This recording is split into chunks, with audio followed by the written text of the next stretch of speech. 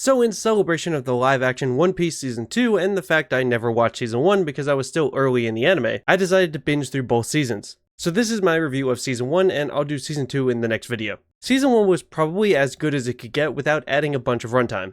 Of course there were elements I thought could have been better, but overall this was a really solid adaptation. The story covered all of the important main characters through Arlong Park and their introductions to the crew.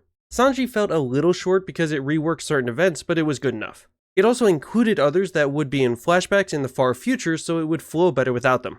These changes worked pretty well, and unless you were really into Don Krieg, most of the characters made their expected appearances. The live action does take a slightly more realistic form in general, like injuries and deaths as mentioned, but also with characters and world portrayals. This can be a bit conflicting with moments or lines that work good in anime but are a little cheesy here. In terms of character portrayals, some are better than others. At the top were Nami, Usopp, Kobe, and Zoro. Others weren't necessarily bad, but it was a noticeable difference. Luffy is great when serious, but misses a little on the goofy carefree side.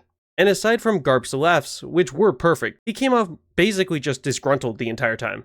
And I think if I didn't have such a strong impression from the anime, I might have enjoyed their performances a little more. The world was fantastic throughout though, blending iconic locations and buildings we all know and love with plenty of realistic expectations for each location.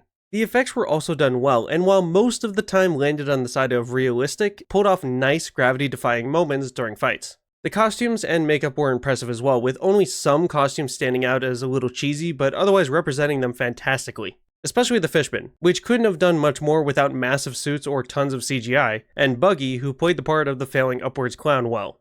Luffy's stretching did feel stiff, but that could have just been because his fight moves were over much faster than in the anime. So in the end, I'll give Season 1 a score of 8.2. And come back later today for my review of Season 2 and follow for my news reviews and recommendations.